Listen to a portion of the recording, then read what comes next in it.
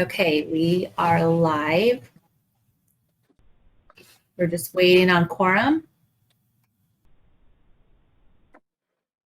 Sounds like it.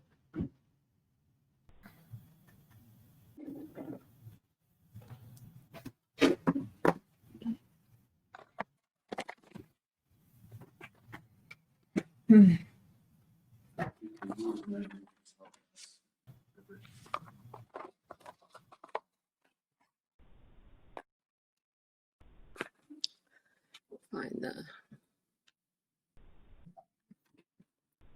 Oh, please don't do that.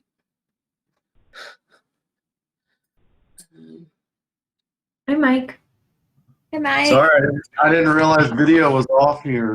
You have to turn it on manually. Yes, you have to unmute yourself manually and put your video on manually. The agenda.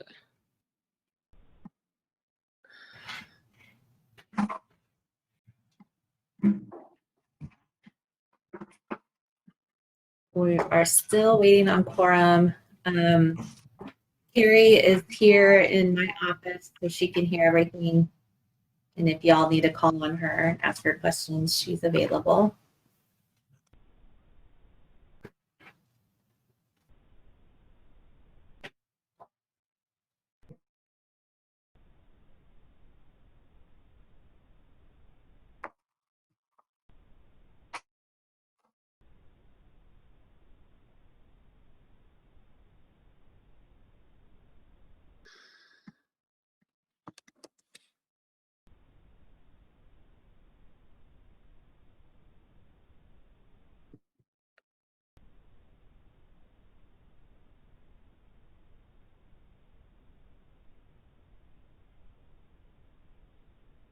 Okay, I see Brian Nash is here. I'm going to set you as a panelist, Brian.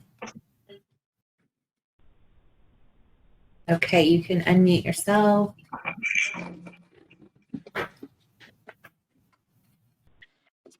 Hey everyone, Jordan, thanks for sending the link. Appreciate it. Yeah, certainly.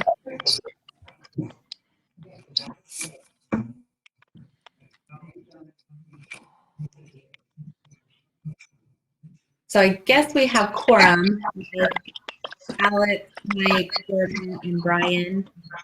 Ashley, was there any other? I believe that Amy said she was going to be able to join. I just sent her the meeting invite again, so hopefully she'll be able to, if she's just having any technical difficulties, she can get on. And then Jamil was tentative, so I'm not sure if he'll be joining us. And then Tony is not joining us, so we should be set minus Amy if she's able to log on. Why don't we give her a couple minutes and then we'll get going. Sounds good.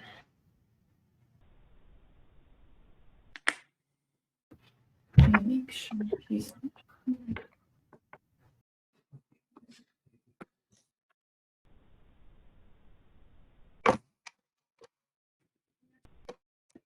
Has everybody had a chance to review the minutes from last meeting?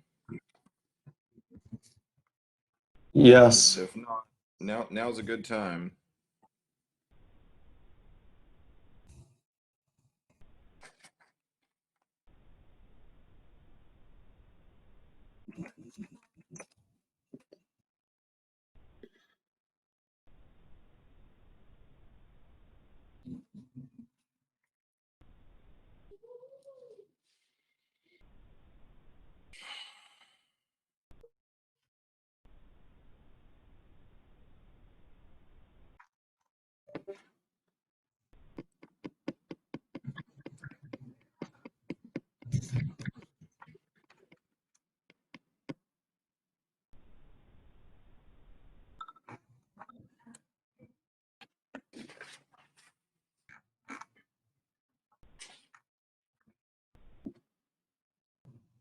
Jamil, are you there?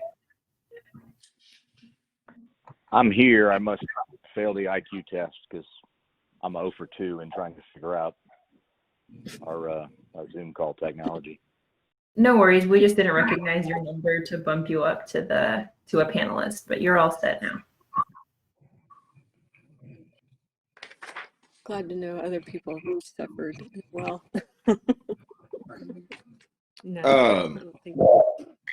Well, let's hope that Amy can join us, but we can, why don't we kick it off as we go through public comments and our consent agenda.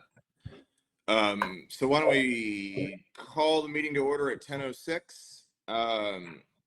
And just want to thank everybody for taking time out of their day to help out the city of Rollingwood as we navigate our future.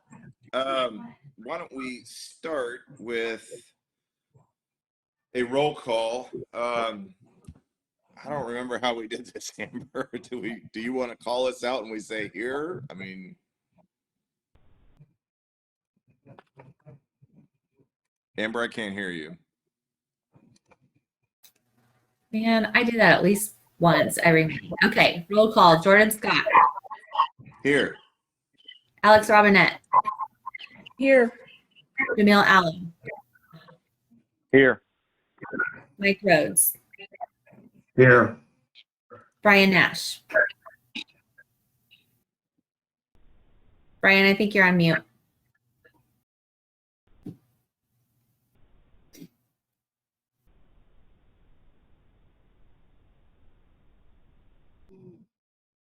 I'm not sure what happened to Brian. Charlie Zeck. Present. Okay, let me see if Brian Nash is.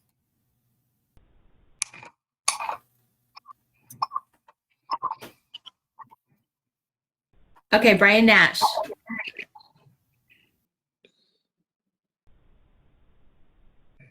He may need to unmute himself.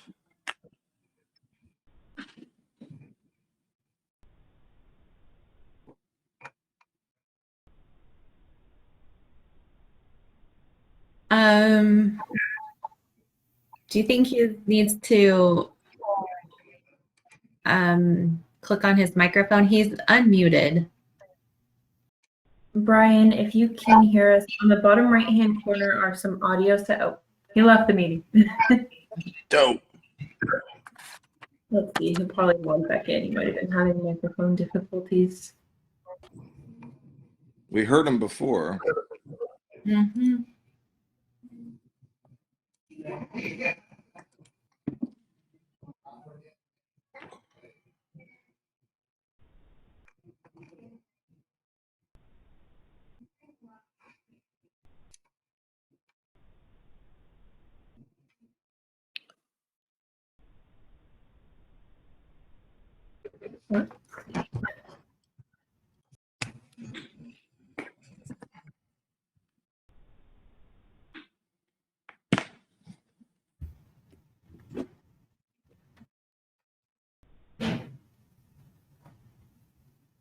I don't see him joining back yet. We do still have a quorum. If we want to maybe go over kind of the participation part of the meeting. It looks like we do Sure. have quite a few people in the participants. Okay, well, let's continue on while Brian gets logged in and potentially Amy's able to join. So let's then move on to our next, just to mark it that Amy is not present and Tony Stein not present. That completes our roll call. Are there any public comments not on the agenda? If so, you need to utilize the hand raising function. That's in the, if you're on the web, if you're on your computer, it's in the bottom center of your screen. There's a little button you can click to raise your hand. And if you have any items that for the P&Z Commission to consider that are not on our agenda, please click that button now. Jordan, you have one hand raised by Joanne Sen. Okay. Joanne, I'm going to unmute you and lower your hand. Hold on, you just disappeared. Okay, if you would unmute yourself, you have the floor, Joanne.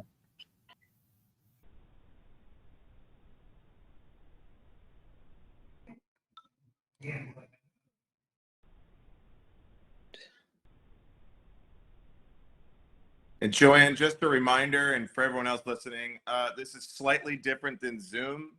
When you are unmuted by our administrator, you then have to take a second step to unmute your own mic by pressing the microphone icon.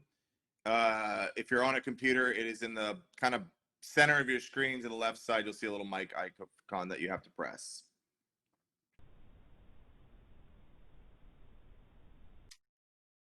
Hello, I'm sorry about that. I didn't see I had to unclick. I knew the microphone, but I didn't see I had to allow it. But my name is Joanne Sen, and I'm at 2401 Vance Lane. And I'm just listening and participating in the meeting just to understand what your thinking is and what the plans are. Well, welcome to the meeting. Thank you. I'll go on mute again. Okay. Are there any other items before the commission to discuss that are not on our current agenda?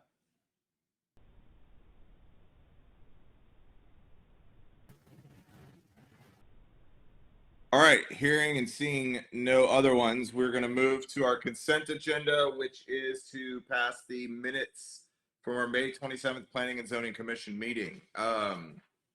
Hopefully everyone's had a moment to review. I'll take a motion to accept our consent, to approve our consent agenda.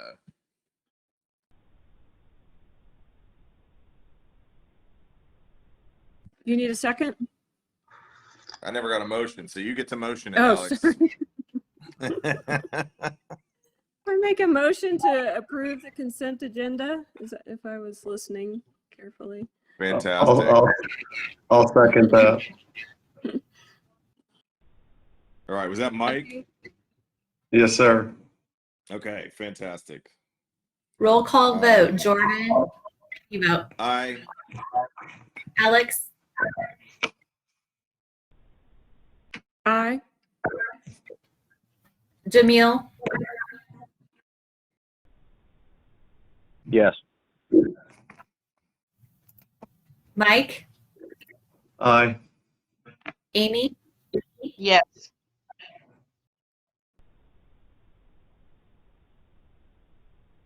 okay, that's everybody. All right, that approves. I've gotten a message from Commissioner Nass saying he can't get in, and he's getting a message saying the network is full. Have we faced that before? No, I hear he's got his hand up. Okay. Okay, unmute yourself. Hey, you guys hear me Hey, now? Brian. Yes. Okay. I don't know what happened. It kicked me out, and then I got some weird network is full message. I was on the audio version, but that wasn't going to work. So now I'm back. I can hear you and see you guys. So hopefully that's working on your end. That'll Welcome work. back. That'll work. We've gone through our roll call, to which we'll now add you here as of, 10:14. And we just approved our consent agenda. All right. Well, at 10:14, we're going to move into a public hearing to discuss the possible action regarding a zoning reclassification for 503 Vale Street from residential to government and institutional. This is a public hearing, so we would love to hear comments from those in the public who have attended. Thank you for being here and sharing your morning with us. You can indicate your desire to speak by clicking on the raise the hand signal. I know on computers it's at the bottom center of your screen. There'll be a hand. If you click on that, we can then promote you into the panelist section and you can speak. We're going to try and keep things to about 3 minutes to give everybody on here. We have 24 additional participants, so we're going to give everybody on there a chance to have their say. Amber's going to announce your name or your phone number if that's what we can see. Ashley, do you recall how they announce themselves over the phone, how they can raise their hand over the phone? On the phone, you'll push star, and it'll bring you to like a little informational menu. And I believe 2 is raise your hand, but they'll explain it to you when you push star, and then we'll see that your hand is raised. Okay, so if you're on the phone, press star, follow the instructions, and that will raise your hand. All right, Amber, do we have anybody who wishes to speak? We do. First up is Dr. Larry Hauser. Dr. Hauser, I've unmuted you and you now have the floor. And just as a reminder, when you've been unmuted by the admin, you still have to take that second step to unmute yourself by clicking. Can you hear me now? We sure can. Very good. Okay, thank you. Since finding out on May 9th about the 503 Vail project, my wife and I have been trying to learn as much as we can about all of the issues as we strongly oppose this proposition. Thanks to everyone who has returned our calls and spent their time trying to help educate us. This is what I have learned. The city of Rollingwood has outgrown its current municipal space, which was built to accommodate a city half the size of its current 1,500 to 1,600 residents. We need more space for City Hall and more space for the police department. It is important to have good infrastructure, and we want the police and City Hall to have nice space.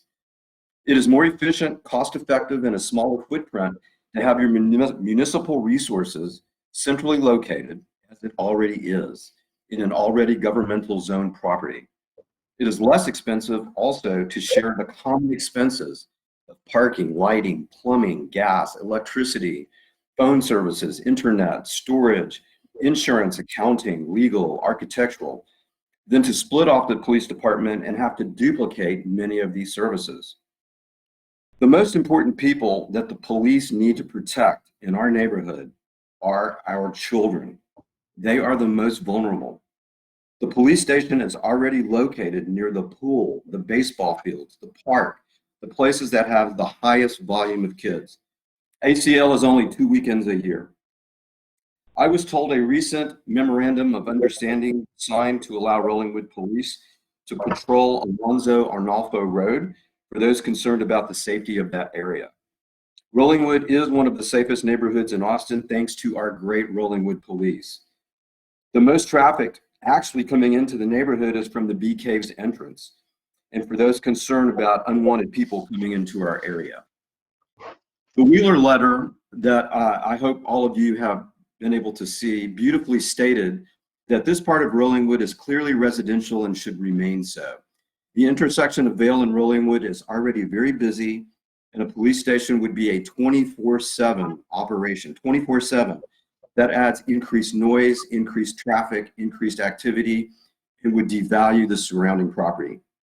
Our neighbors who bought property near the already governmental zoned area where City Hall, pool, parks reside, or near Bee Cave Road with neighboring commercial development chose to do this.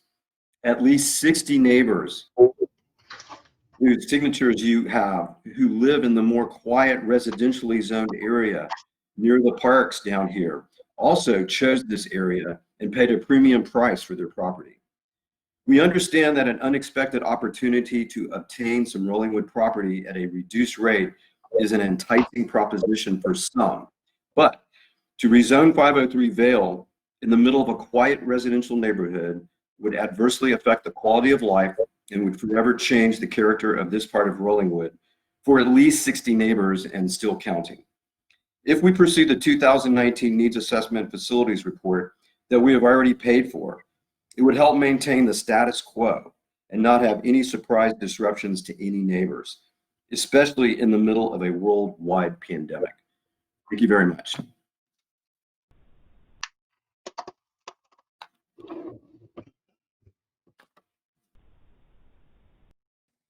Thank you, Dr. Hauser. We appreciate your comments and your thoughts. Amber, do we have another who has raised their hand who would wish to speak? Oh, you're on mute. I thought I unmuted myself. Gary Grossenbacher, I hope I didn't do too terrible with your name. You have the floor. Oh, that was fine, thank you. My wife and I have lived here. I live on Vail, right down the street from this proposal. I've been here for over 10 years, and this is the most controversial thing that has ever happened in Rollingwood, as far as I know, in the last 10 years. And every neighbor I know is absolutely opposed to this and thinks it's terrible, terrible idea. They want to know who's pushing this and why. It just seems completely unnecessary. One of the houses on Vale Street just went under contract, as I understand it, for $5.75 million. And you are putting that type of appreciation for my house and all my neighbors' houses at risk. And it's a public taking. You're taking my property values for what reason? It's unnecessary, and all the residents are against it. And I want to know who's pushing this and why, because it just seems like there's so many other ways to skin this cat without 60 neighbors who are going to be the most affected, all against it. And we don't understand. There hasn't been any public justification of why this is being done, why it has to be pushed through. No communication. Shouldn't we be able to at least vote on it or something? It just seems like something that's popped up and is being rammed through, and all the people that live and are be most affected are against it. So I want to hear why this is so important, why this needs to be done in the face of opposition by all the people that are going to be most affected. And damn your property values, and damn the people who live next to it will be most effective. We're going to go ahead and do this anyway. So the question is why, and why is it so important? And I agree with everything that Dr. Hauser had said. I know you've had Grant Sparks, who lives across the street, who's been instrumental in rallying the neighbors, and presented all the signatures to the council about everybody who lives here nearby who are against it. And we haven't had any response to his letter refuting his points or providing any justification why his genuine concerns and the genuine concerns of all the neighbors should be ignored and this pushed through. And I will cede my time. Thank you.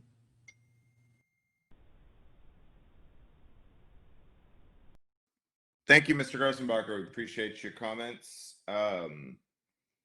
Do we have another hand raised, Amber?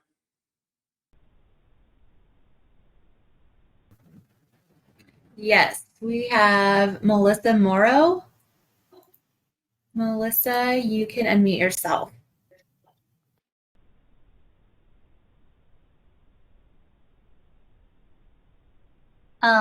Good morning. Can you hear me? Yes.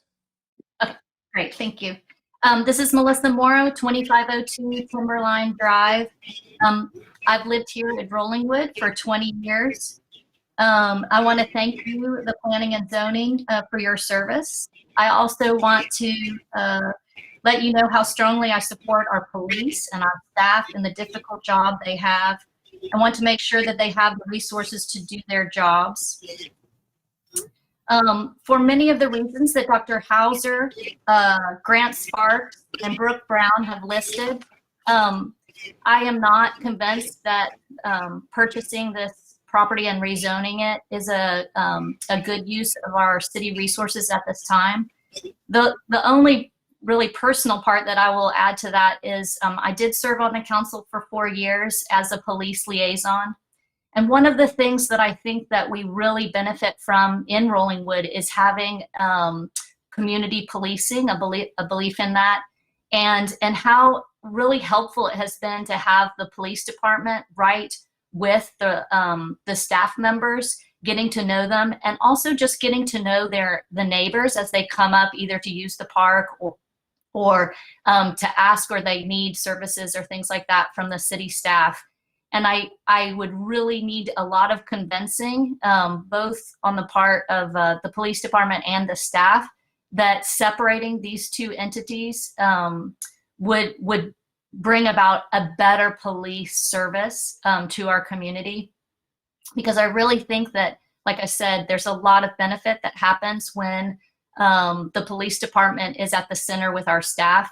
It also makes it much easier for the mayor and the city manager to really manage the police and have a good working relationship with them. And so at this time, without hearing any more additional information from the city of the need to separate these two entities, I would like to see the police department and the city staff stay in a close proximity to one another for working. Thanks so much. Thank you, Melissa. We appreciate your comments. Amber, do we have additional comments? Sandy Hauser, you can unmute yourself. Thank you so much. Can you hear me? We can. Hello? Can you hear me? We can hear Thank you. you so much. Thank Welcome. you. I'm Sandy Hauser. Hi. Thanks for having me. And thank you guys for everything you do. It's a really tough job. I see how difficult these decisions are, and I totally understand how hard everyone is working to try to accommodate the entire neighborhood. I live at 2404 Rollingwood, directly across from the property. And I just want to say, I think a lot of the issues that we are having, all of us who have joined in opposing and have signed off on the letter that y'all have received from Grant that has all the signatures on it so far. We're still trying to grapple with understanding exactly what is happening here. Many of us did not receive notice of this until very late in the process. I think at that time, perhaps the real estate purchase contract had already been signed. I'm not even sure I understand technically what has occurred legally. And as a lawyer, these things really concern me because I know we're entitled to notice. I know we're entitled to see all of the plats and plans. A lot of that information I still don't have. I have what appears to be a copy of the zoning change request application, and it doesn't even appear to be complete. I don't see who the owner is, but it's signed by Amber on behalf of the owner. And I didn't know that the city already owned the property. I thought it was just under contract. There should also be a plat attached, other documents in connection with the application. I don't know if those things were filed. I haven't had a chance to review any of that because all I see is a very, I would say, short application with very short answers, many of which are very misleading. So I'm not sure I understand that there's been proper procedural steps followed, that there's been proper notice, that there's been due process. I don't understand why this is being rushed. I understand from what the mayor said at the prior meeting that this is an urgent situation. And I don't know if that is because the seller of the property is pressuring the city in some way, or if there is some other urgent requirement that we are not aware of. So I'm pleading with everyone involved to slow this thing down and reconsider, because it seems to be a project that has not even been fully priced out. I don't see anywhere where the cost to redevelop the property has been discussed. I don't know if there's been a preliminary site plan. There appears to be a site plan. I don't know if a plat was submitted. You know, the requirement of these kinds of applications usually give the surrounding property owners notice of the use to which the property would be put if rezoned. And I don't think we have that kind of notice. We were told the property was going to remain in its current form. Then we were told it's going to be redeveloped. Then we were Jordan? told access. Oh, I'm so sorry. Am I going over time? You Just a are. little If you bit. want to wrap it up. Oh, so sorry. Okay, so just to wrap it up, I don't understand And I think we need to fully vet what our options are, what is happening. I don't understand the merits of the decision to go forward. I think there's procedural flaws. I don't know what other interests are in play here. I don't know if there are conflicts. I don't know why this is being pushed so dramatically and so urgently on the neighborhood. So I would request that you reconsider, vote against this, and certainly give the neighborhood an opportunity to fully discuss what would be appropriate, how the money should be raised, how we should go forward in a way where everyone gets a lot of input. And thank you for listening. Thank you, Ms. Hauser. I appreciate it. Amber, do we have another hand raised?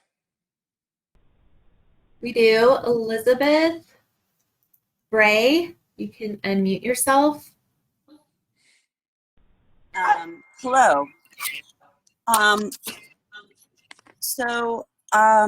like the last caller, am still trying to understand the entire situation. Sorry, my name is Elizabeth Bray, and I am calling from 103 Vale Street. And that is why I have not signed any petitions or things that have come to us.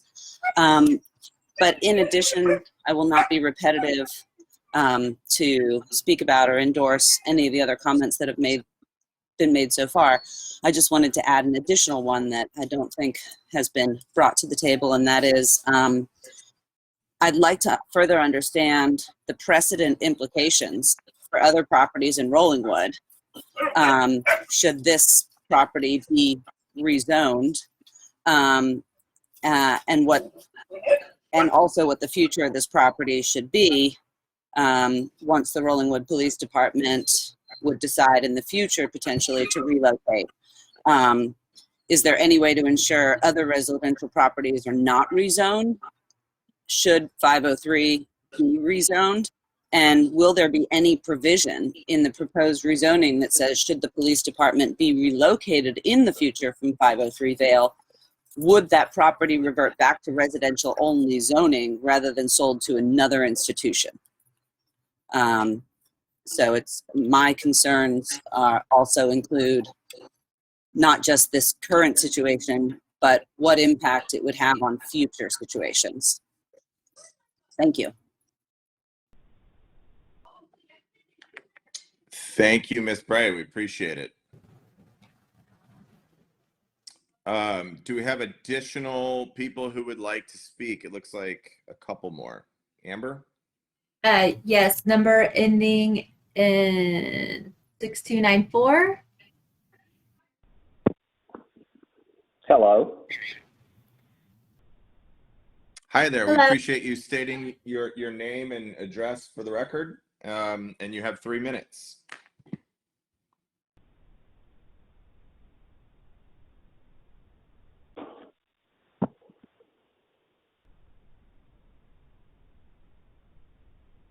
Would the gentleman whose phone number ends in 6294 like to speak on the record?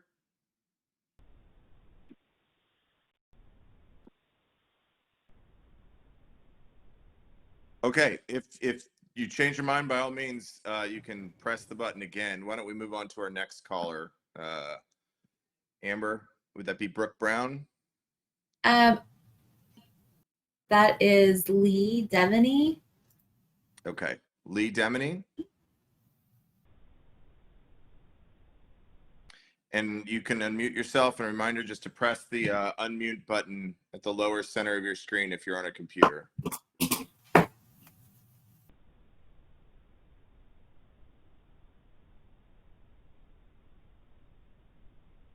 Hello.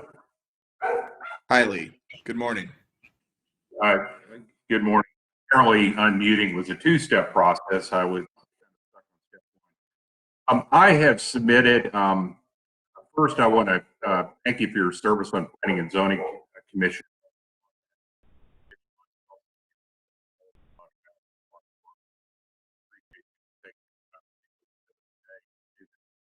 I submitted my comments in writing. You should have copies. You could read them, and I won't repeat them.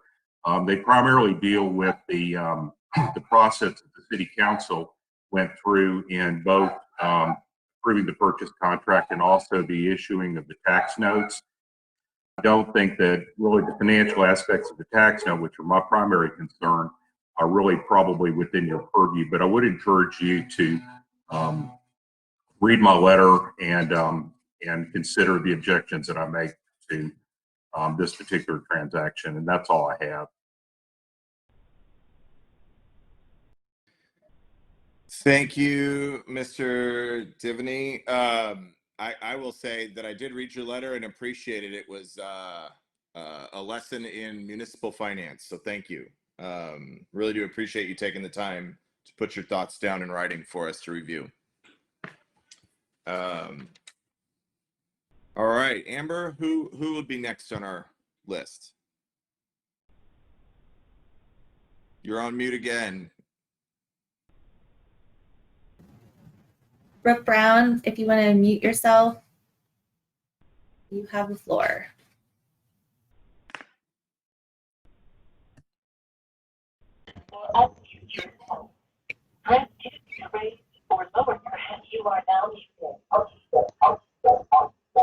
I'm trying to unmute. We can hear Can you hear me now? We can hear you. Thank you. I have sent a letter to the zoning commission. I'm getting very bad feedback.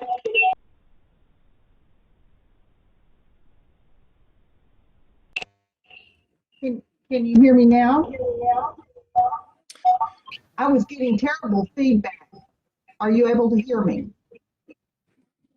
Yeah, we're hearing the same feedback. It kind of comes and goes. Now I can hear you. Okay. I'm sorry, I'm just getting a bunch of feedback. But I'm a longtime resident of Rolling Wood. I'm a retired lawyer. I've done a lot of work for various public entities. I've served as chair of a building committee for a large downtown church that went through a building project about 10 years ago. And so you have the comments I've given you in a letter regarding the zoning application itself. And the question I would pose to you today is, one, if this application were filed by someone not associated with the city, would you find it complete and to provide enough notice for you as the zoning commission to make your decision? And I think, frankly, the answer to that is no, because there's not a site plan. You can't determine whether or not this applicant will meet the requirements for the governmental institutional zoning ordinance.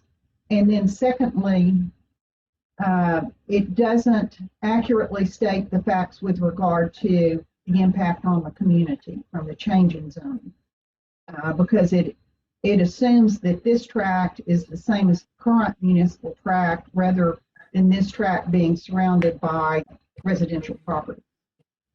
And then the second thing I would suggest is that the city, because there is so much controversy over this particular tract, but there's not controversy over the concept that the city should provide additional space for its staff and police. What hasn't been done, however, is the kind of planning that makes that a joint mutual governmental decision of this community.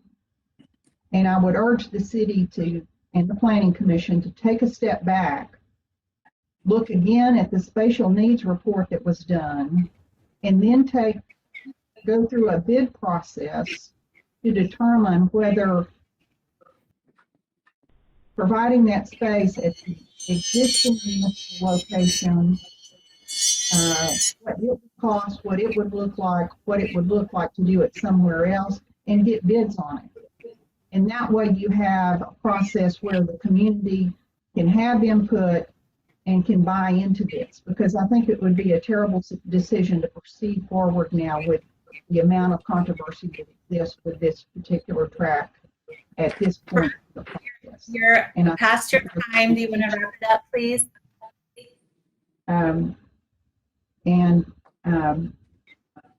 I appreciate all the work you do. Thank you. Thank you, Ms. Brown. We appreciate your comments. Amber, who do we have next? Grant Sparks. Grant, you can unmute yourself. Can you hear me? Yeah, it was coming through a little bit stuttered, but give it another shot. I'm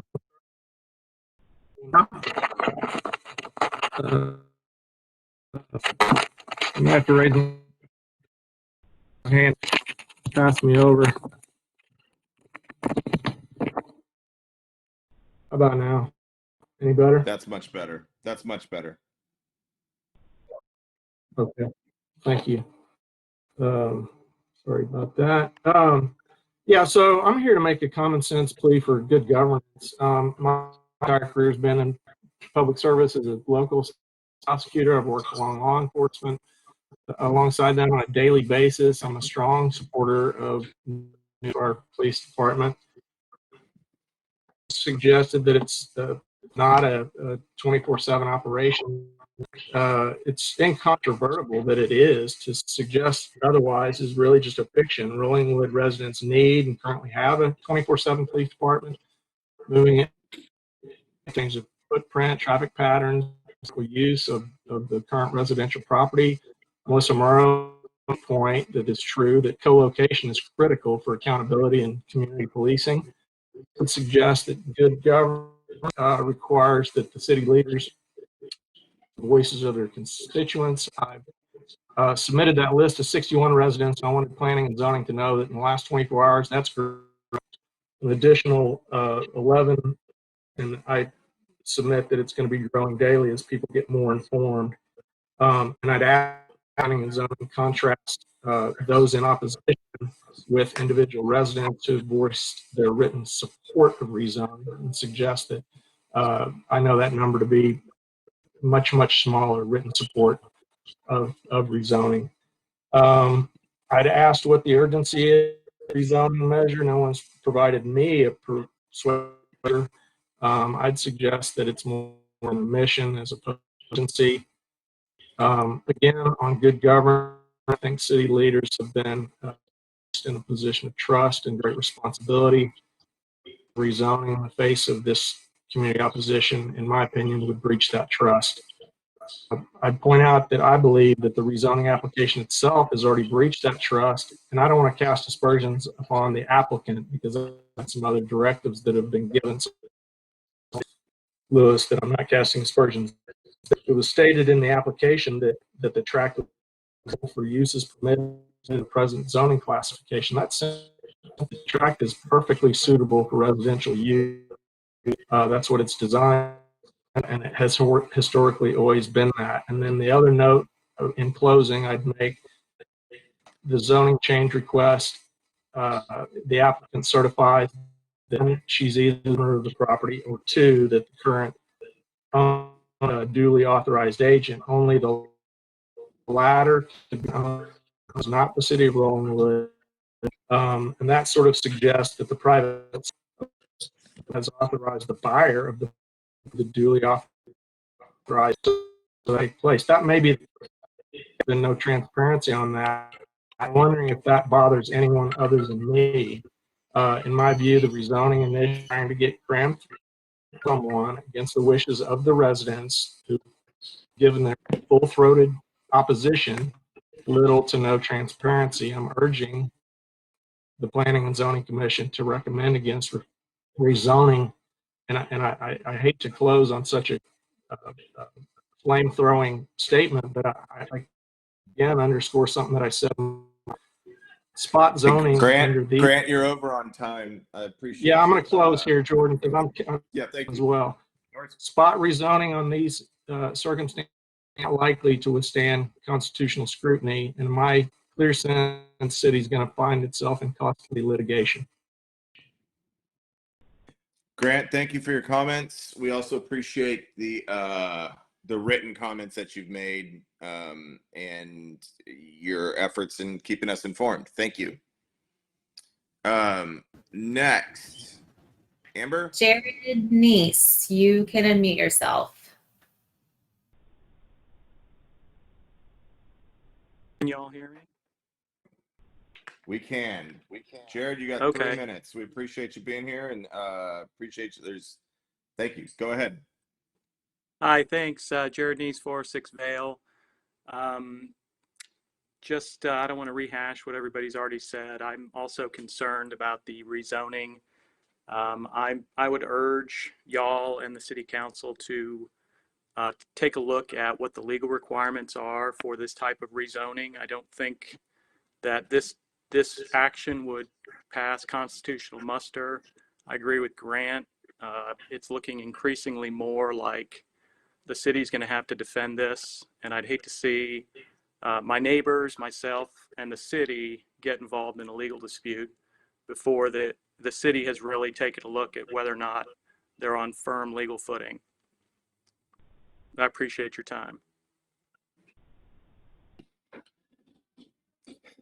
Jared, thank you. Amber, our next. Jack Holland, you can unmute yourself.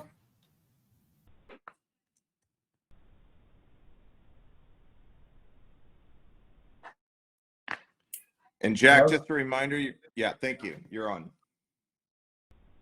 Yeah, hi guys. Thanks for holding this meeting and giving us an opportunity to air our views. I just had some things to add. I just talking around the neighborhood to people. Nobody really knows who I've spoken to anyway. Nobody really knows who came up with this idea.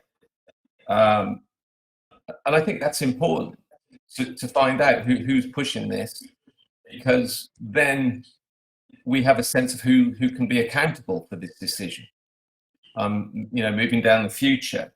So that's my first question. The second one is, I only found out about this through the Nextdoor app. I don't remember any correspondence from the city at all regarding that particular house. It was first being sold as a private residence.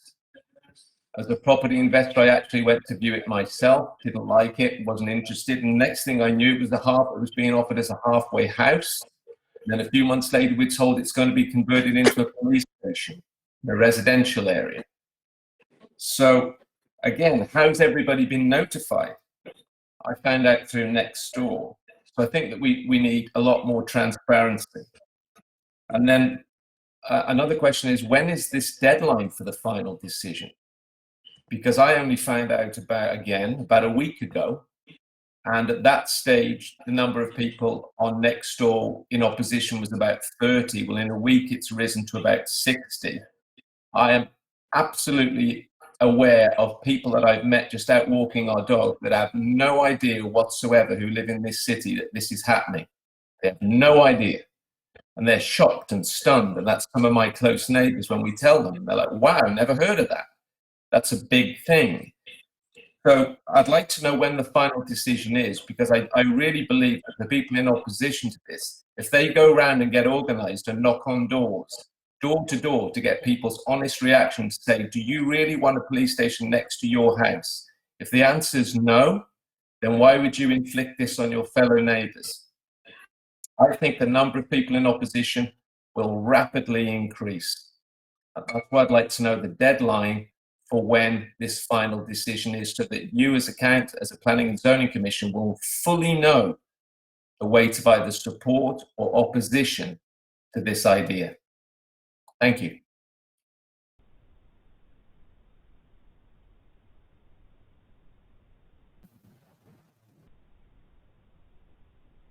Okay, phone number ending in 6294 is back. You have the floor. Mr. Chairman, members of the commission, this is Tom Farrell, and I want to first thank y'all for y'all's service to the city. And I was hoping that we had the city kind of give an outline of what they were trying to do with this long term. But, and I think they may have already done that. We've just been out of town quite a bit lately, so I may have missed that. So just let me kind of address a few things that I have would like to let you know about. One, I had thought that this was kind of going to be a temporary deal since they've been doing plans to redo City Hall. And I understand that to redo City Hall, we have to redo some infrastructure issues, and we have to pass a bond proposal to be able to fund that. So I would assume that this use on the Vail property is going to be a temporary use on that. And if it is temporary, then I would ask that the commission consider not rezoning it, but putting a special use permit with some period of time element to where it reverts back to residential, a sunset provision, if you would, that would come back on that and until they get City Hall taken care of. Now, we do have precedent in the city of Rollingwood of utilizing residential property for governmental use, and it's been quite a while, I grant that. But we did have residents used as City Hall when we first started before we had City Hall built on that. So that is I mean, there is a precedent for that, but if everybody has not been given proper notice on this, and there's still a lot of people trying to find out, I would also recommend that this be delayed until such time as that the citizens can get the full notice of that, because this is a pretty big project, and I would understand the residents having some concerns on that. Now, you know, I'm assuming that the property that the city of Austin has right now is kind of in a flux situation, and I think this may have a positive deal for that area on this, if having that there. The city has kind of had some budgetary issues, and they've turned over a lot of the park deal to the Park Foundation. And one of the concerns that I've had is that the city of Austin will utilize the property between City of Rollingwood and Mopac for a venue, an additional music venue, smaller venue that they may lease on that. And having the police station there, I know we've tried several times over the past several decades to have some type of deal where Rollingwood would take over some position in that properties there, and that may help on that. So anyway, if the commission decides that they do want to do this, or the city council, number one, I think the city would be well advised to kind of do a yellow paper to come out and just kind of explain exactly all the positions that why they're doing this. And secondly, I think that a special use permit or sunset provision would be more appropriate than a zoning change where it would be a temporary use on that. And again, thank you all for y'all's service.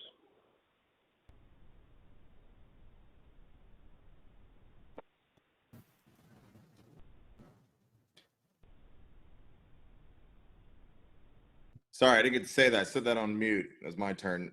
Mayor Fail, thank you for your comments, and we appreciate your continued guidance and service to our city. Amber, next. There are no hands up currently. All right, we'll encourage everybody who's listening in, if anybody would like to give their comments or go on record, now is your chance. Elizabeth Bray has her hand up again. Are you inclined to call on her? Yeah, Elizabeth, we'll give you a minute. Appreciate you keeping it quick. Thank you. Yeah, hi there. Just having listened to all of this, I would love if you could comment on or provide more information as to, it is my understanding, and I could be wrong because information dissemination has not had as much clarity as I would wish. But it's my understanding that this property was initially purchased by a Rollingwood resident because of the community discomfort with the fact that it was under contract to another institution. And that was able to happen because our zoning regulations were not clarified to the point that it would preclude that. So that ties to my initial question and concern about what the zoning would be on both this property and the implications to others. I'm asking, have you done a relook at all the procedures for zoning in the city? Because this current situation stems from a chain where that lack of clarity was the initial impetus. Thank you, Ms. Bray. I appreciate it. Appreciate your comments there. During public comments, we're probably not going to be able to respond to specific requests. But would encourage you to go, by all means, look at previous agendas at City Council where that topic exactly has been discussed. Do we have additional people who would like to speak before we adjourn from public session? This Kevin will be your Schell? final time. Yep, sorry, go ahead. Kevin Schell, you can unmute yourself. Hello, can you hear me? We can. Welcome. Thank you for having me and appreciate your service. My name is Kevin Schell. I live at 300 Pleasant Drive. I agree with pretty much what everyone else has said, so I'm not going to bother to repeat all that. I sent a letter this morning to this commission. Y'all can read that at your leisure. I do want to say kind of three things, though. When I moved to Rollingwood 20 years ago, one of the things I liked about where I bought my home was it was near the park. And what I loved about the park was the police station was right there and the police presence was right there, and thinking about having a family in the future, knowing that my kids were going to be safe and be, or more importantly, that anyone thinking about doing anything bad was going to be deterred in the park because of police presence there. So moving it from there to a place that just doesn't have that many kids playing around, I think is just something we ought to seriously think about as a community. I know that's been stated by other people, but I just want to, as someone who lives near where it currently is, that was a reason why I bought here. Secondly, I have two issues just with the actual application for the zoning change I want to make sure you're aware of. I thought it was misleading to say that there would be no impact on the sorry, I'm going to get this wrong, the Alonzo Alfonso Way by this. Anyone that's walked or ridden their bike down that road knows how tight that road is. I get hit or almost get hit regularly walking or riding down there with people going too fast around the corners. I don't know that that can sustain the level of activity that a police department would actually use. So that's something to be aware of when you think about the zoning change. So, and I just think the request application was just wrong about that. I also think comparing that location with the existing location was also misleading. The existing City Hall location does not have a neighbor resident to the south. It does not have a neighbor resident to the east. It does not have a neighbor resident to the north or to the south, north, or east. It only has one resident across the street from it, where the new location would have neighbors on all sides except to the east. So it is not the same. So I think it's not apples and oranges when you look at it that way. So I just, hopefully you take that into consideration when you think about this. Thanks again. And I also want to, I think it's a little unfair that you as a committee got this all put on your lap before the city council did this in a more public forum to get all the views. But thank you for your service. Thank you, Mr. Schell. Do we have others? Chairman Joanne Sen has her hand raised again. Would you like to call on her again? Sure. Joanne, we're going to do 1 minute. Joanne, you can unmute yourself. Okay. All right, thank you. And I won't need 1 minute. I just wanted to say that I came on to hear more about this because I really, like others have said, learned about this primarily from the Nextdoor Neighbor app.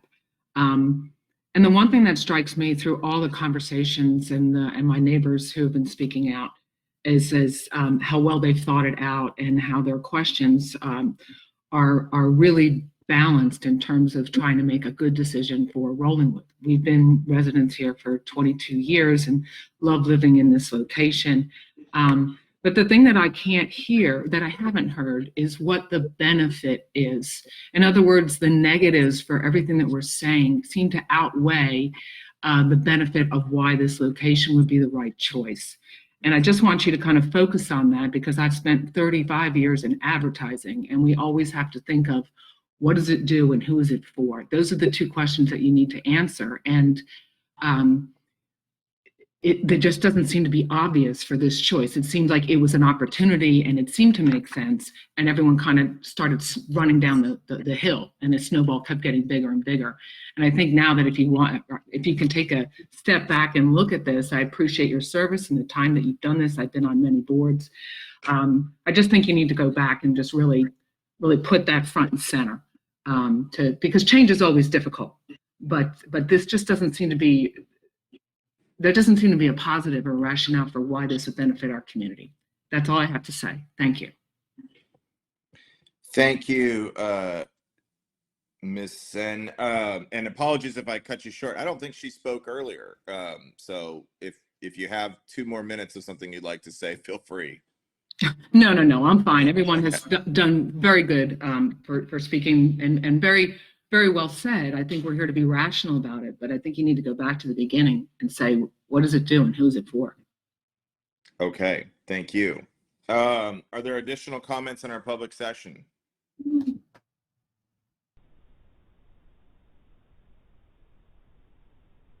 If you have a comment, you have to press star on your phone. If you're calling in by phone or on your computer, it's raise your hand icon in the lower center of your screen. We have no hands raised at this time. Okay. We can invite the mayor and council to our session, or do they need to have an opportunity during public session if they want to speak? Either way. Okay. Why don't we go ahead and close public session at 11:03. We want to thank everybody for their comments, both verbal and written. As a commission, we do take it seriously, and we do read your comments that were sent in prior to the meeting. So we appreciate the work, and we appreciate you being here today. And your opinions, your thoughts, and they matter to us. So thank you. Jordan, we just got in a last minute phone number ending in 1124 who raised their hand.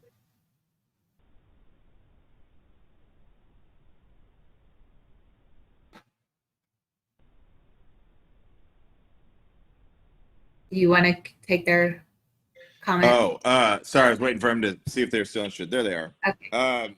We'll make it very quick. Appreciate it. Go ahead. Sorry, I got in at the last second. But my name's Jim Galbraith. I live on Pickwick. And I've actually lived in 3 different houses in Rollingwood. I've lived on Michelle Circle, I've lived on Gentry, and now I live on Pickwick. And I have a good perspective because I've seen different areas of our city. And basically, I would say that if this was to get opened up in a real citywide debate, I think you'd have a lot more positive support for this. I would say that most people that are on the call, at least haven't listened, are the ones that are opposed to it because they'll take the time out of their day to voice their opinion, which I totally respect. I see a lot of the points and see where people are coming from. My perspective is that is the entry point from downtown Austin, from Zilker Park, from Mopac, and during ACL, during other events, I've never seen so many people walking around in our community. And when I've lived on Michelle Circle, I never saw anybody. And when I lived at the park, it was very quiet. Even living directly across from the police station, I never heard sirens. I never heard, noise. It was just the police quietly go about their business. But with that specific spot on Vail, to have a police presence there that shows the rest of Austin and the rest of the community outside of Rolling Wood that there's a police force here would do a lot for our safety and for our crime for the entire city. I mean, I'm not sure if it's come up, but we know about the homicide that happened 2 blocks away from that. And if that police station would have been there, you can almost guarantee that that wouldn't have occurred. So I live probably 200 yards from the proposed location and am totally in favor of the site being modified to host a police station. I do have some concerns on, you know, making sure that it is set up in a way that it remains, whatever is passed as far as modification to the zoning, it's set up that it would only house police and it wouldn't creep into other government agencies or other things down the road when the current council and the current mayor's not here and, you know, it's our children running the city.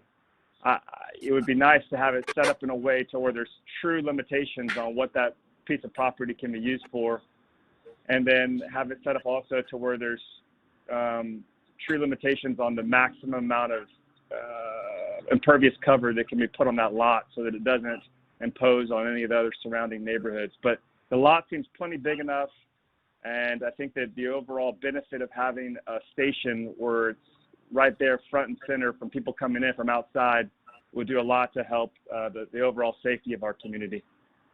That's my comment. All right, Jim, thank you for your comments. Any additional comments? We're going to give it a 10-second countdown, then we truly are going to close public hearing.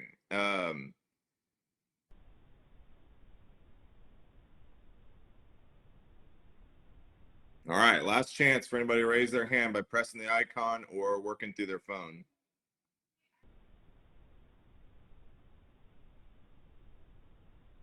All right, we're going to go ahead and close public comments then at 11:07.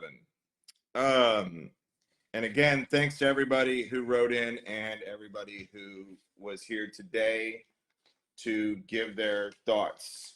All right, Commission, I would love to invite Mayor Dyson, if you'd like to give a couple minutes to have a chance to speak on the topic. Mike, if you're with us and want to, the floor is yours.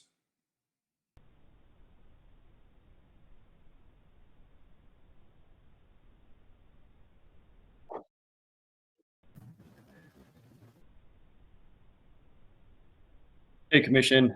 Appreciate it, Jordan, Chairperson, and everybody else for showing up, and appreciate very much the public, so many people from the public taking the time, not just to write in, but also to take time out of their workday to call in.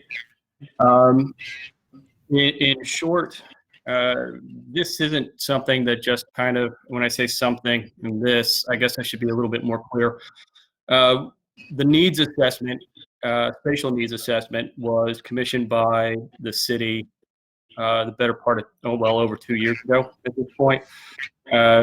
It was delivered in its final form to us in 2019, April 2019.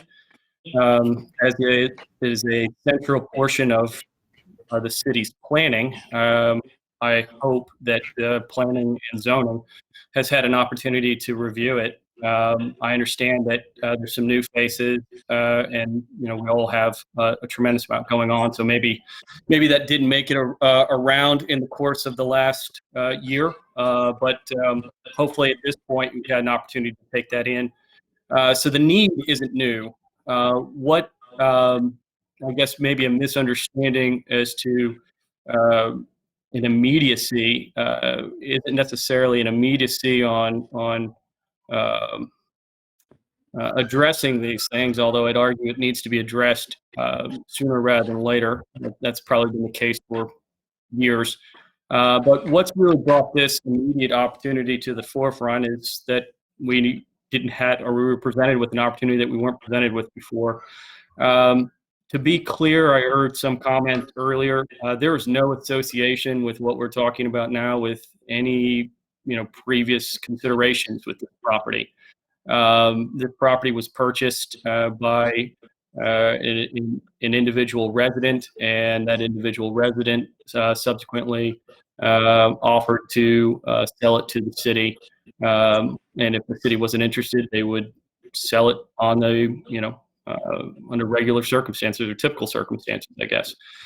So just to be clear there, there's certainly not been any intentional hiding of the ball.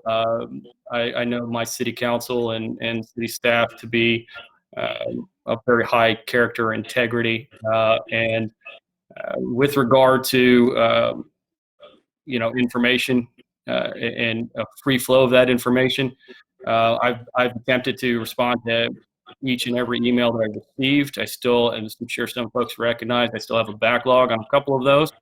But I would invite anybody to feel free to reach out to me and give me a call, as I'm sure most of the city council and our city staff are always open to as well. I know some folks have elected not to return calls in some instances, and I'm sure they have reasons for that as well. Again, I think everything that we've heard, or most of what we've heard, is valid and certainly valid concerns. We've tried to be very diligent about getting out and bringing in input. I will tell you with regards to this contract, the city does not currently own the property. The city is under contract on the property under an option period, and I'd have to check with Amber, our city attorney, to find out exactly when that option expires. But just to be clear, the idea, guys, the acquisition of this property and potential rezoning of this property, everyone learned about it at the same time, or we attempted to get everybody to learn about it at the same time. Notices, as I understand it, were sent out via mail to every single property owner in the city. There have been numerous phone calls to individuals. We started with individuals immediately adjoining these pieces of property. Again, I don't think anyone has intentionally misrepresented the feelings of anybody over there. I will readily offer that and appreciate the fact that some people's decisions have changed since the initial conversations, which is perfectly fine and within their purview. As far as our needs go, our city PD is operating out of 665 square feet. We have 9 full-time officers and 2 part-time. So we have a need for 11 officers in a time where social distancing is in part critical. 665 square foot is a difficult thing to work out of under normal circumstances. That's a big part of it. I think we can all agree that our city structure needs to be either renovated or rebuilt in some capacity, and I think that's a community conversation to understand exactly what we want to do there and how we finance that properly. But even so, I think I think we can all recognize that if we're rebuilding this, there has to be a place to house our city staff and our PD in the interim. Design and rebuild will probably take the better part of 18 months to 2 years. And what the city council and the city staff have done in the last year with receiving our needs assessment is actually price this other options out. Again, other options, not even realizing this would be an option necessarily, right? We checked into leasing space in our commercial district, right? That's going to run on depending on how we carve up services and how we were able to house different departments in the meantime. You're talking anywhere from, on the low side, $5,500 a month to maybe as much as $12,500 a month, plus expensive build-out costs for specialty use such as a PD. That's a big part of the consideration. We actually went so far, Jordan, I believe you were actually helping the city at one point, getting us in contact with potential commercial real estate broker or lease brokers, right?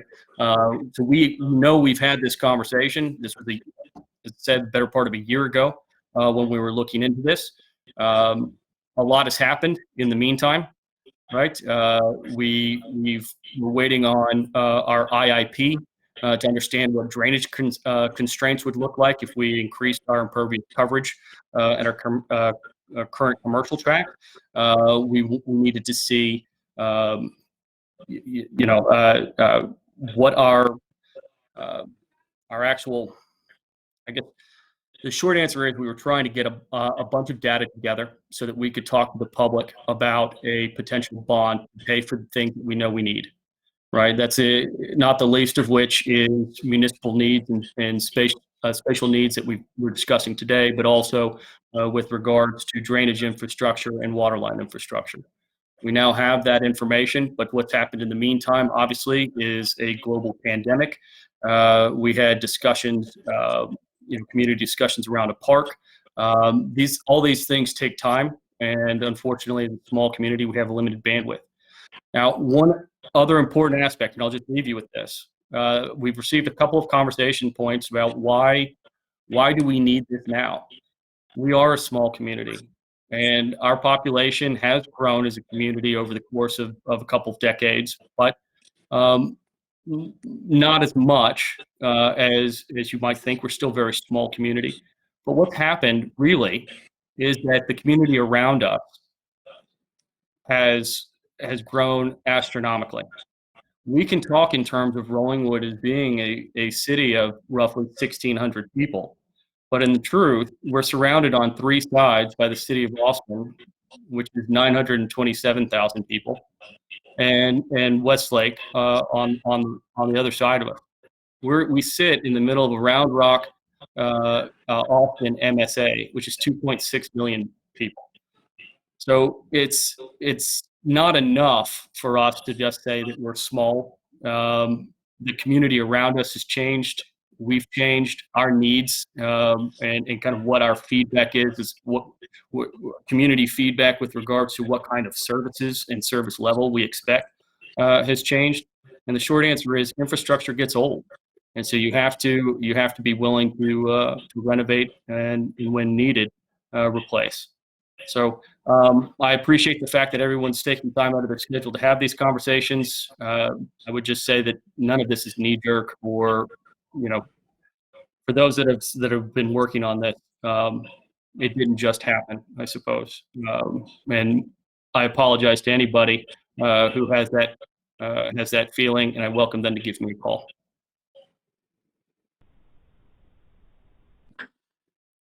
Thank you, Mayor Dyson. We appreciate you being here today, and thank you for your comments on it. Commission, I guess, is it appropriate to offer any other council members a chance to speak? I think we'll do it. If any of the other council members would like a chance to speak, I'm happy to have you do it now. Don't feel the pressure to, but just want to make sure you know you're invited.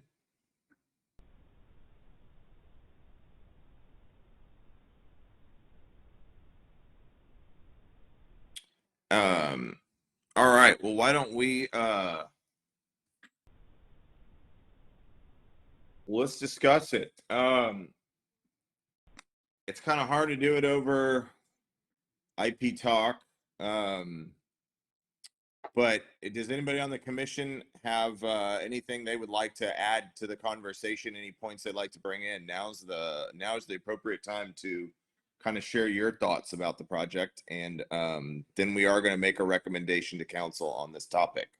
Does anybody from the commission want to kick off? Amy, why don't you go ahead?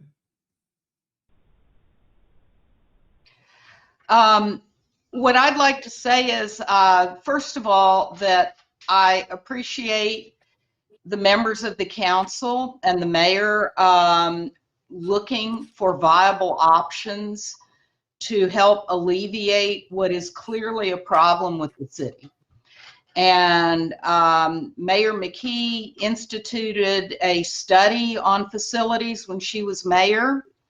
It clearly shows that the facilities are outdated and inadequate for what we have right now. And I do appreciate both the mayor and the council trying to find options that are out there in order to alleviate that overcrowding. And I appreciate that. And I think they did it with the best of intentions. And I appreciate the fact that they did bring those options to our attention.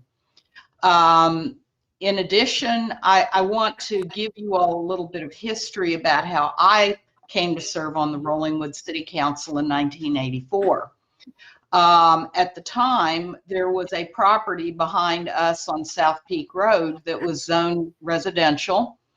And the city council, after hearing nothing but objections from the neighbors, rezoned it to commercial over the objection of the neighbors. And that made me so mad I ran for city council and I won. And my position on the council was always that if somebody wanted a rezoning, it is their burden of proof. And you need to get the support of the neighbors if you're going to rezone something like this. It is clear to me that the support of the neighbors is not there in this case. We still need to do something. We need to go back to the drawing board, I guess, and maybe look at the facilities plan and how we can accommodate the greater needs that the city has now. But it is clear that this does not have enough support from the residents. And to me, the default is going to be keeping it the way it is, not rezoning. So I would have to vote against, the rezoning and recommending to the council that they not grant it.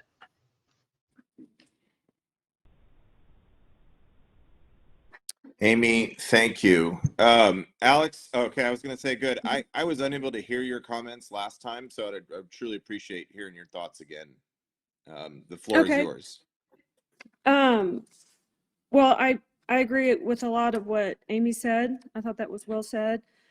I do want to state to the public that this issue did not come from P&Z. It sounded like maybe a couple people were under the impression that we've raised this issue, but just for clarity, we did not. Secondly, last time I had not gotten the needs assessment until about less than an hour before the meeting, so I didn't really get a chance to review it. I don't see any evidence in there that they recommend that there isn't going to be sufficient space if they renovate.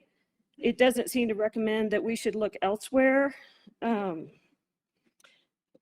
also think that you would likely find a reduction of some of the space need requirements that they've said. I think that there's a lot of kind of fat in that proposal, and it's likely that not only could we build a leaner building, but we could build it for less. In regards to the comment that commercial space was looked at elsewhere, $5,500 a month for 24 months is only $132,000. That doesn't seem like a huge burden. Let's see. I do appreciate all the comments from the neighbors. There's a lot of impressive, thoughtful letters. I think that a couple have been noted as being in favor, but having spoken to them personally, they do not indicate that they are strongly in favor of this. They simply say they're not opposed to it, but their preference would still be for it to remain a residence.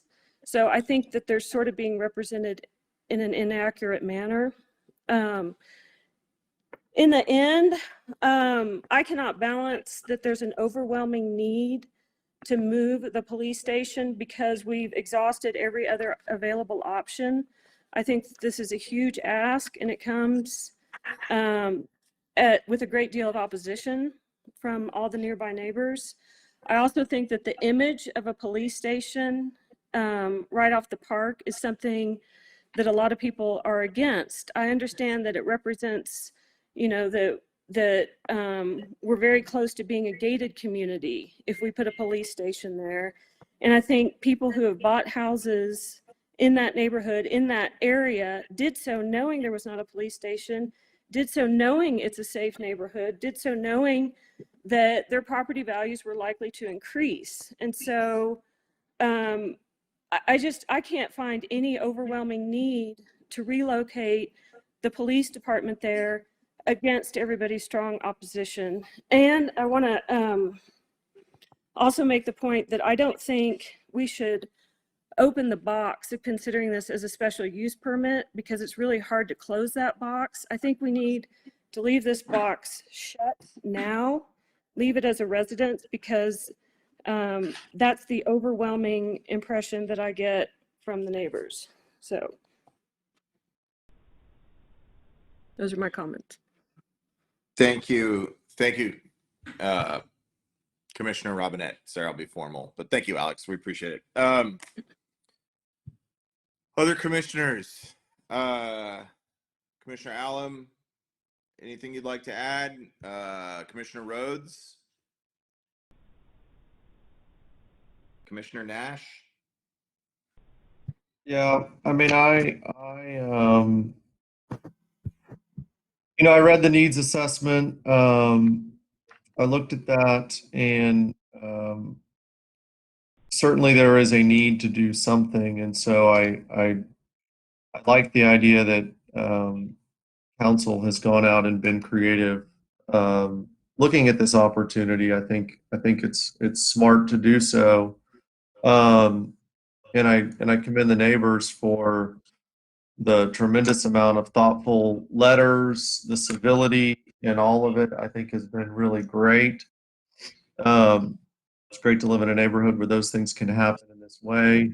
And I see pros and cons to this. But I think, for me, what it really boils down to is there just seems to be an overwhelming lack of support for this. And in the face of that, it's just very hard to support it in spite of what I might think are good reasons to do so or bad reasons not to. I think you've got to look at the overwhelming lack of support with the neighbors that's been very clear, and maybe those that are in support just aren't coming out. But in spite of that, it's hard to sit here and make a decision to pursue this.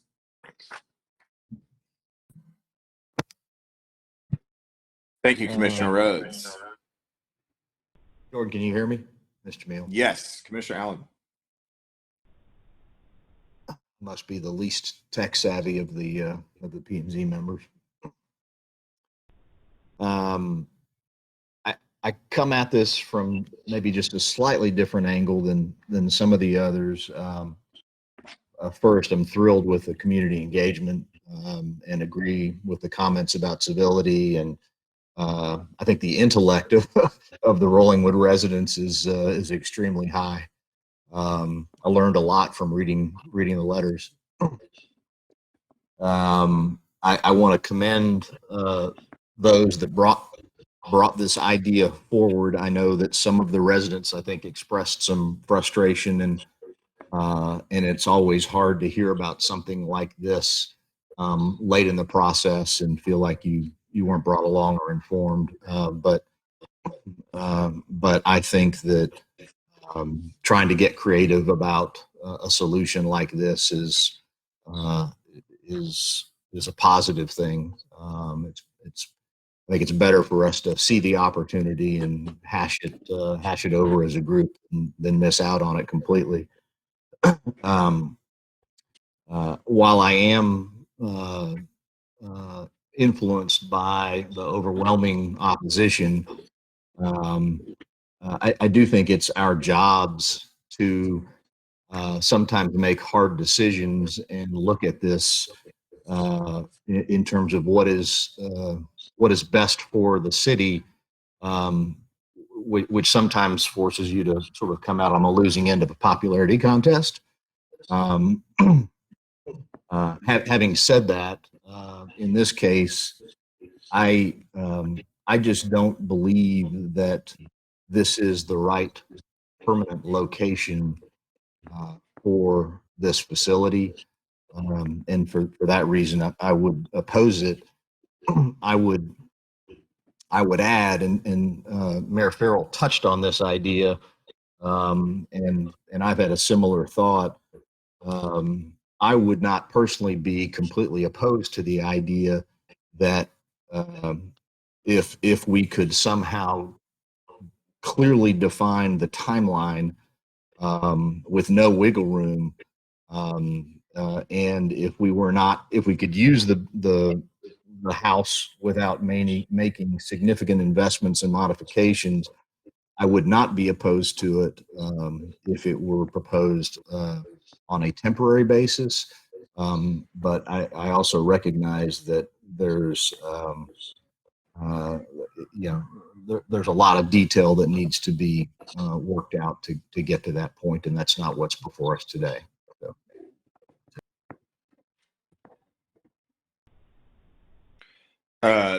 Thank you, Commissioner Allen.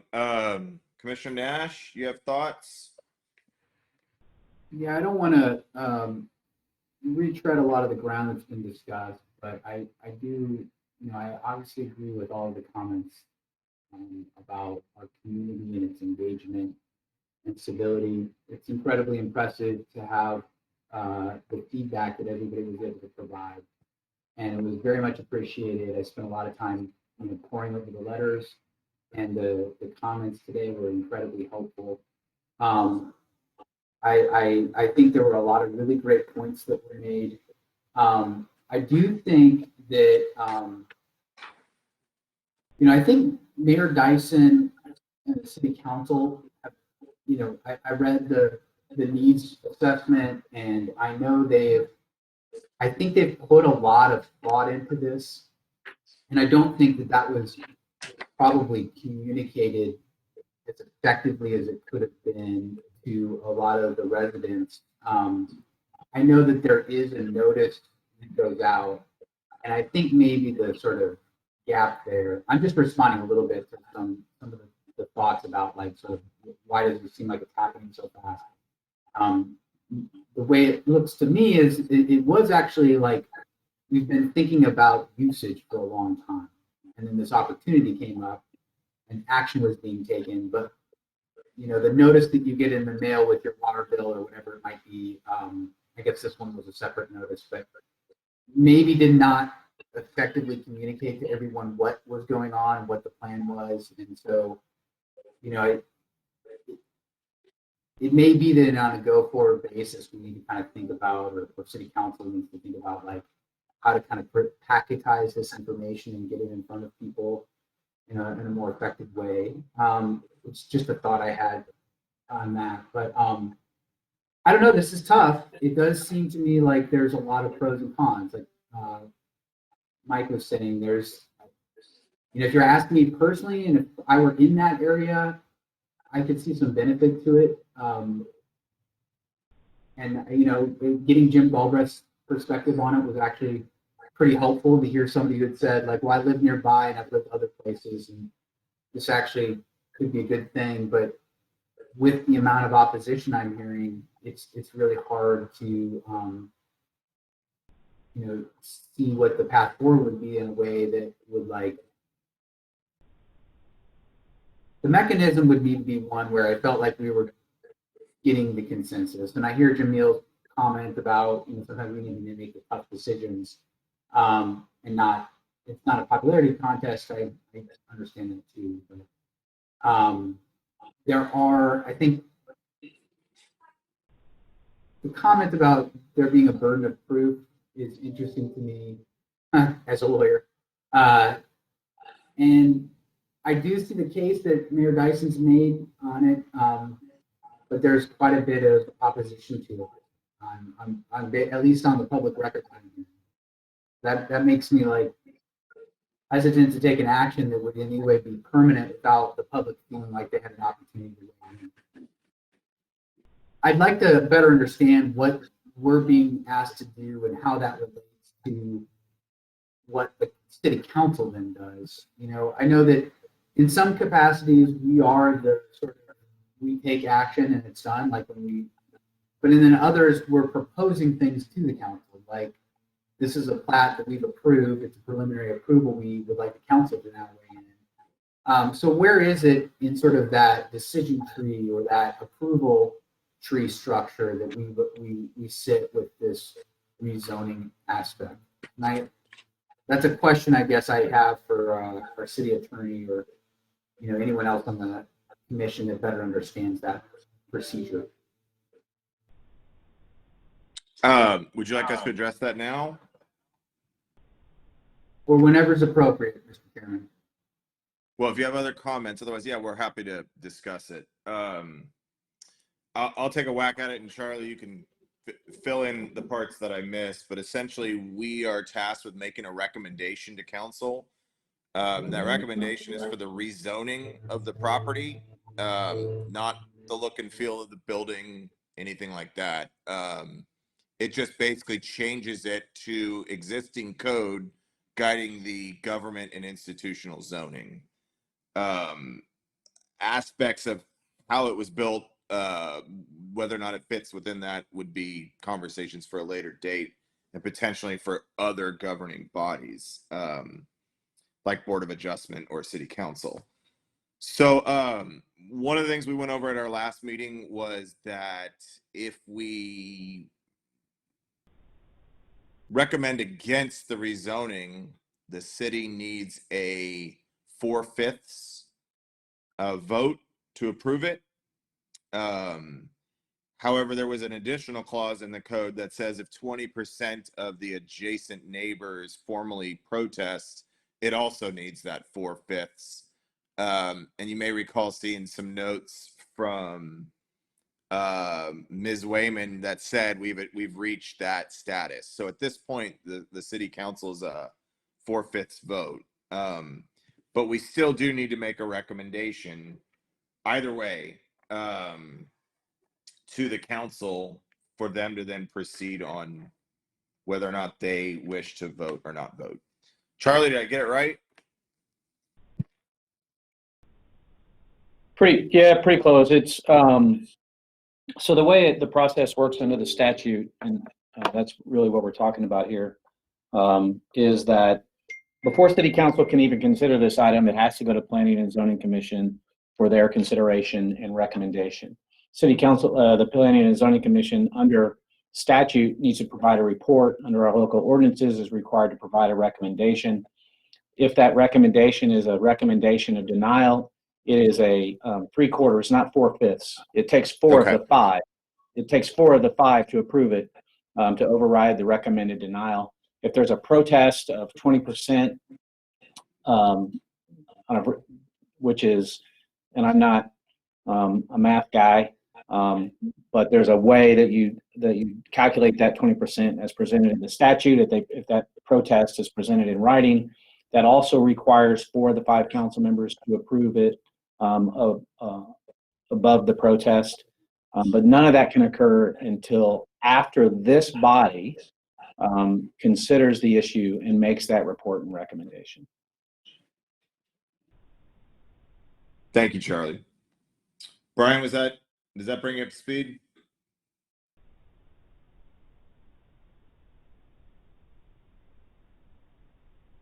You may be on mute.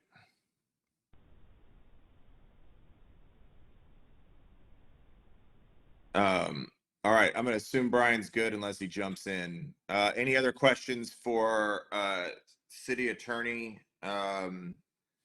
Anything on the legality of a limited duration special permit? Any of that? I'm not. I mean, Charlie, what are other options that are available to the city besides rezoning it? Can they get a special use permit that's limited in duration?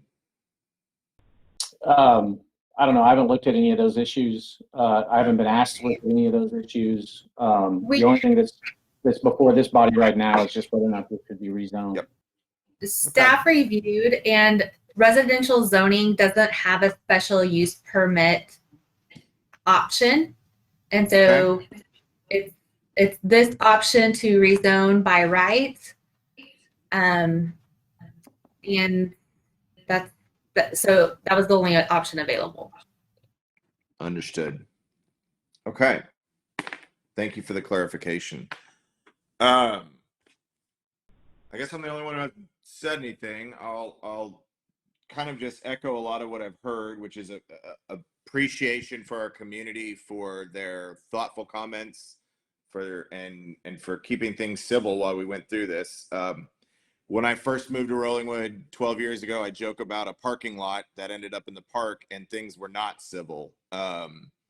And so I appreciate that as we were able to go and explore this opportunity, the city did what they're supposed to do, which is write letters, show up, and give your thoughts and opinions.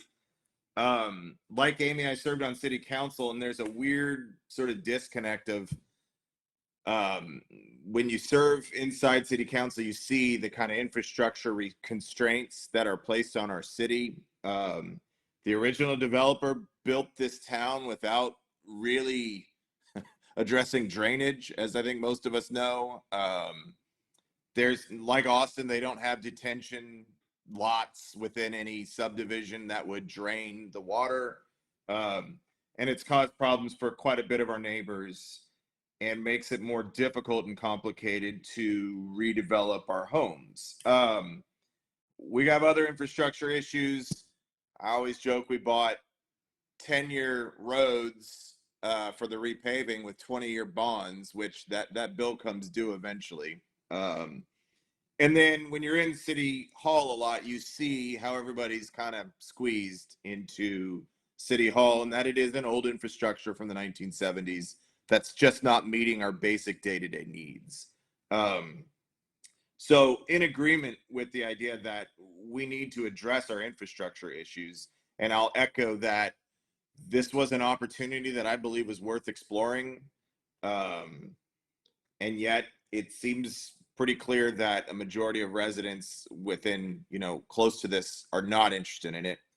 I agree with Commissioner Allen that our job here is to kind of look at what's best for the city, and really do feel like our city needs to make some hard choices about infrastructure here in the next decade.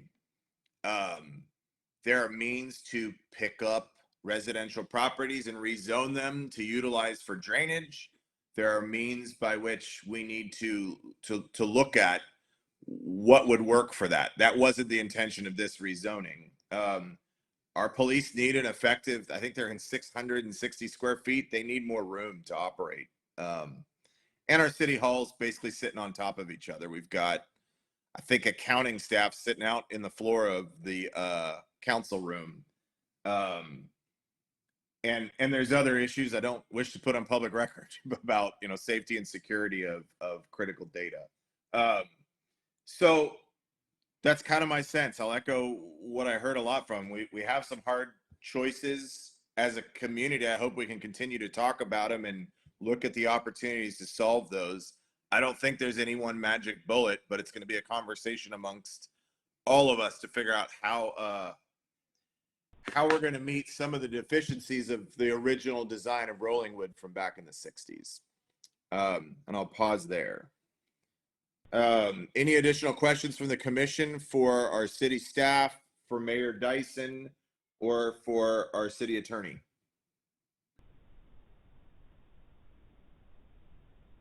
All right, well, as you heard Charlie mention, we are tasked with giving a report and recommendation to council. Is there anybody who would like to make a motion at this time? I'll make a motion to deny. All right, we have a motion to deny on the table. Is there a second? I'll second. All right, thank you, Commissioner. Thank you, Commissioner Rodnick. Commissioner Allen has made a motion to deny, and Commissioner Rodnick has seconded it. Is there any further discussion from the commission on the motion? All right, hearing none, we're going to do a roll call vote. Amber, I'd appreciate you taking us through. Sure. Amy Rodnick?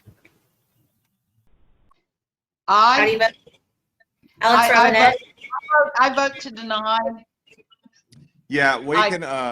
Sorry, and I should have clarified. An aye is a motion to deny.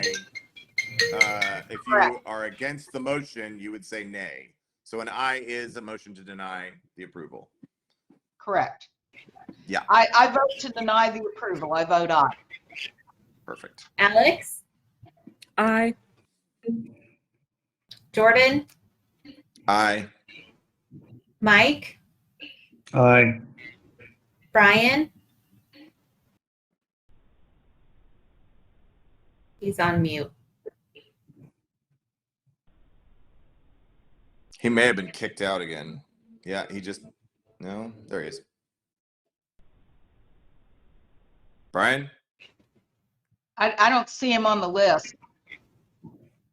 He went back to mute. Let's move on to Jamil. Aye. And Brian, one last time. Hey, this is Brian. Can you guys hear me?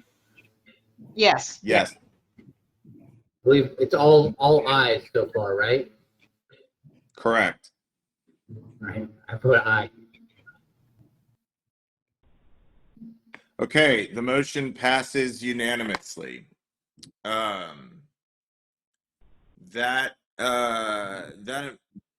takes care of 503 Vale.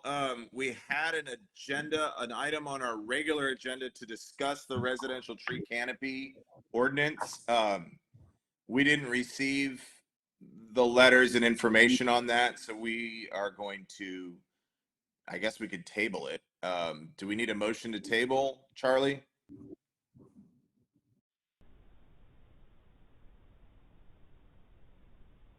Okay, so, well, do you want to really a motion to postpone is what you would want if you want to postpone it to a date certain to the next meeting. So that would be good, so staff knows if they need to be bringing it back the next meeting or not. All right, I'll move to postpone. Is there a second to the next Second. meeting?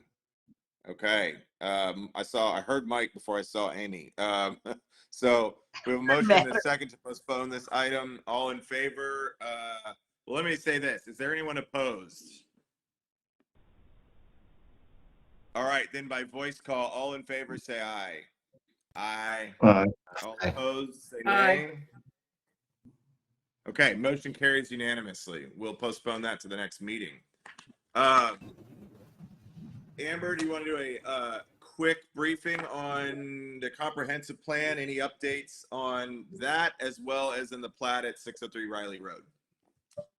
Yes, we had a meeting with Sean Garrison yesterday. He is going to work on an initial fiscal analysis, and that way he has data to speak about. That should take him about 2 weeks. And then he will start reaching out to individual members of the community. We're working on a list if anybody wishes to be on that list for individual one-on-one interviews about their thoughts about the zoning and the comp plan process. Then once we've gotten those initial interviews done, then we will start to roll out to the public and get feedback from the public at large. And we expect that to happen around September or so. So that's where we're at with that. Quick pause. I'll say to those still on, this is the process for looking at the entire zoning of both our commercial areas and residential areas to really take a hard look at all of our zoning rules and regulations for the entire city of Rollingwood. It is a comprehensive plan, and we really would love participation of those who were on the call today, as well as their friends and neighbors within this project. So thank you. Yes, and I might add that this is the city's first ever comprehensive plan. It's unusual that a city doesn't have a comprehensive plan. It's the umbrella for all the other plans, the IIP that we worked on, the master park plan, the branding efforts. I know I'm missing a couple. The commercial corridor study, the retail study, and so this comprehensive plan is something that's also necessary to the planning and execution efforts of the city. Fantastic.